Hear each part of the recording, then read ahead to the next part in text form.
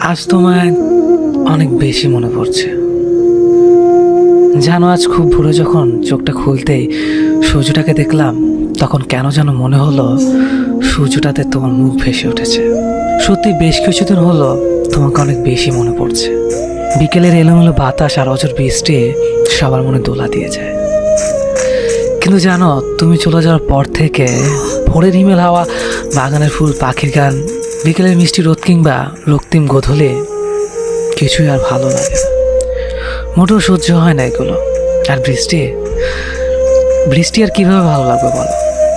তুমি চলে যাওয়ার পর থেকে তো এই দুই চোখ হয়ে গেছে আকাশ, যে আকাশ থেকে অযোধ্যারায় বৃষ্টি ঝরে সকাল সন্ধ্যা। আচ্ছা, তুমি কি তা দেখতে পাও? আজ সংসদ ভবনের রাস্তা ধরে হেঁটে যাচ্ছিল, যে রাস্তায় তোমার হাত ধরে হেঁটেছি অসংখ্যবার। জানো, আমার আর তোমার মতো অনেকে এখন এই রাস্তায় হাত ধরাধরি করে হেঁটে চলে। কেন আমাকে এভাবে কষ্ট দিলে? কি দোষ করেছিলাম আমি?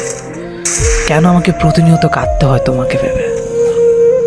আজ রৌদ্রমুখর দিনটা হঠাৎ করে শেষ হলো বৃষ্টি দিয়ে, যে বৃষ্টি তুমি অসম্ভব ভালোবাসতে। শেষ বিকেলের আচমকা বৃষ্টি আজ ভিজিয়ে দিয়ে গেছে আমার সমস্ত শরীর। কিন্তু জানো, আমার চোখ ভেজাতে পারেনি। তুমি না বলতে রাস্তাঘাটে কান্নাকাটি করে বাচ্চা ছেলেরা। আমি তো আর বাচ্চা ছেলে নই, তাই রাস্তায় কাঁদতেও লজ্জা লাগে, যে কারণে সারা রাত লুকিয়ে কাঁদে তোমাকে ভেবে। বিকেলের ঝুম বৃষ্টি গোধূলিবেলা লাল রঙে ছেয়ে গেছে আকাশ। আর সন্ধ্যার পর দেখলাম আকাশে মেঘের সাথে পূর্ণিমা চাঁদের লুকোচুরি খেলা। প্রকৃতি আজ তোমার ভালো লাগার সব কিছুই তুলে ধরেছে। শুধু তুমি আজ আমার পাশে নেই। যেন মাঝে মাঝে ভাবি তোমাকে ভেবে আর কাঁদবো না, কিন্তু স্মৃতিগুলা নিষ্ঠুর প্রকৃতি বারবার তোমার কথা মনে করিয়ে দেয়। তখন আর নিজেকে সামলাতে পারি না, অযোধ্যারায় কাঁদতে থাকি একা একা। জানো, এখন রাত 2টা। 2 ঘন্টা আগে সূচনা হয়েছে আরেকটা নতুন দিনের, 19শে মে। 2 বছর আগে এই দিনে সম্পর্কে ইতি টেনে আমাকে পাহাড় সময় কষ্ট দিয়ে তুমি চলে গিয়েছো। জানো, তারপর থেকে আজ পর্যন্ত এই দু চোখে ঘুম নেই। মাঝে মাঝে রাত জেগে কাঁদতে থাকে, আর আমার সঙ্গে মাঝে মাঝে কাঁদে ওই বিশাল আকাশটা। 12টার পর যখন তোমাকে ভেবে কাঁদছিলাম, ঠিক তখনই এক বুক হাজারে নিয়ে ফুপিয়ে কেঁদে উঠল আকাশটা। ঝুম বৃষ্টি শুরু হলো আবারও। ওই আকাশটাও কি আমার মতো একা?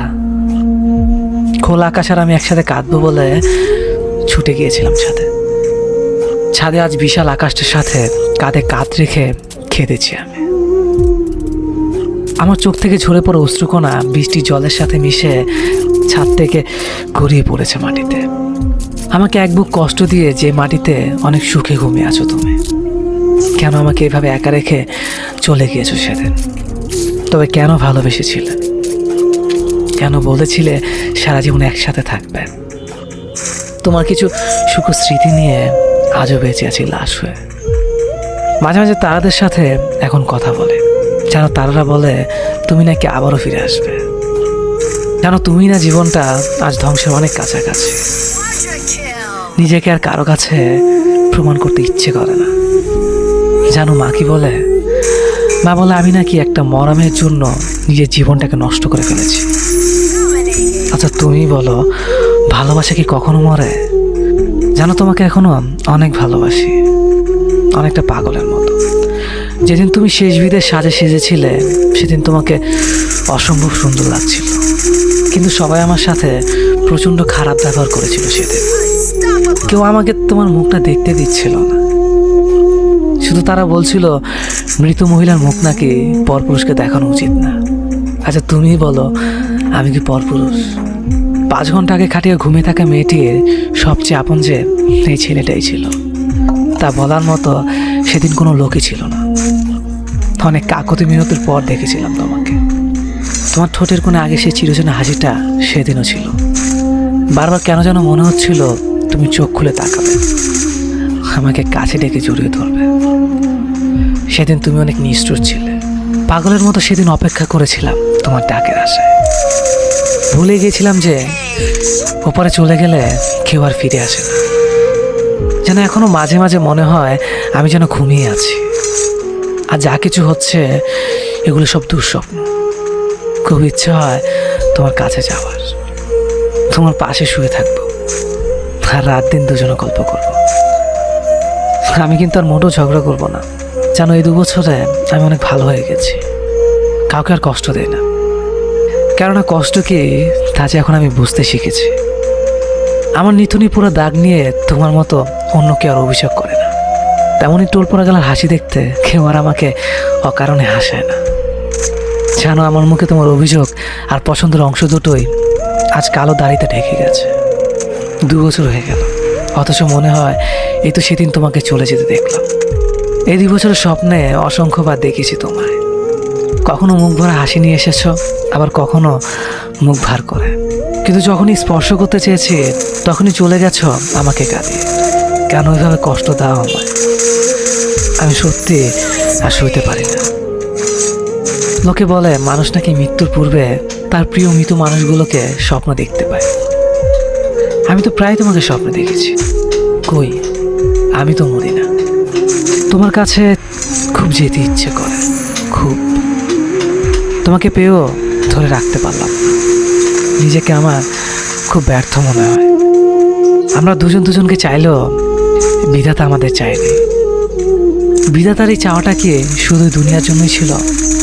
প্রভু পরকাল স্বর্গ নরক যদি সত্যি হয় তাহলে তোমাকে হয়তো একদিন পাবো, যে পাওয়াটা হবে চিরকালের জন্য, যাতে থাকবে না হারানোর ভয়।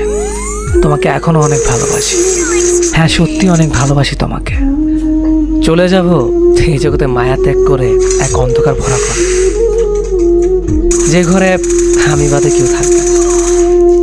থাকবে শুধু আমার নিস্তব্ধ আর একাকিত্ব, যেখানে আমি কোনো নিঃশ্বাস নেব না।